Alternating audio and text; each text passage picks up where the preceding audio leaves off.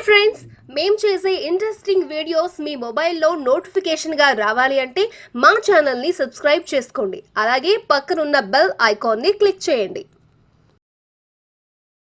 Hi friends, welcome to our channel. ఈ రోజు మనం ఈ వీడియోలో ఇప్పుడే వచ్చిన లేటెస్ట్ హెల్త్ టిప్ తెలుసుకుందామా. యాలకుల గురించి ఆయుర్వేదంలో చాలా బాగా చెప్పారండి. యాలకులు పురాతన కాలం నుంచి సుగంధ ద్రవ్యాల్లో వాడే ఒక పదార్థం. 2వ శతాబ్దంలో సుశ్రుతుడు రాసిన తన గ్రంథంలో, 4వ శతాబ్దంలో కౌటిల్యుడు రాసిన తన అర్థశాస్త్రంలో యాలకుల యొక్క ఔషధ గుణాల గురించి వివరించారు. దక్షిణ భారతదేశంలో నీలగిరి కొండలు యాలకుల జన్మస్థలం. యాలకులను సుగంధ ద్రవ్యాల రాణి అంటారు. యాలకులు జింగబెరాసియే కుటుంబానికి చెందింది. దీని యొక్క శాస్త్రీయ నామం ఎలక్టేరియా కార్డెమోమం అంటారు. సుగంధ ద్రవ్యాల్లో అతి సువాసన వస్తువుల్లో ఇదే మొదటి స్థానం ఉంది.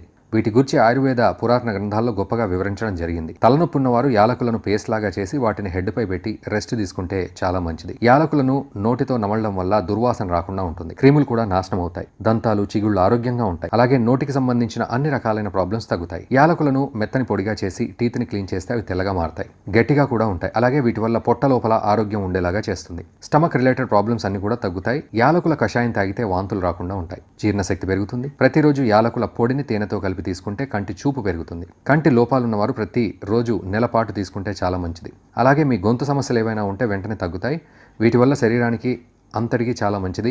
యాలకులు గురకను నయం చేస్తాయి. ఈ రోజుల్లో అందరినీ గురక వేధిస్తోంది. గురక వల్ల పక్కన పడుకునే వారికి నిద్ర పట్టదు. ఫస్ట్ గురకను యాలకులతో చెక్ పెట్టొచ్చు. యాలకులకు మెత్తడి పొడిలాగా చేసుకుని వాటిని వేడి నీటితో వేసి రాత్రి పడుకునే ముందు తాగాలి. ఇలా చేయడం వల్ల గురకంతా తగ్గిపోతుంది. సో ఫ్రెండ్స్, చూసారుగా, ఈ టిప్స్ మీరు ప్రయోగించండి. అద్భుతంగా పనిచేస్తుంది. ఇలాంటి అప్డేట్స్ కోసం మా ఛానల్ని సబ్స్క్రైబ్ కూడా చేసుకోండి.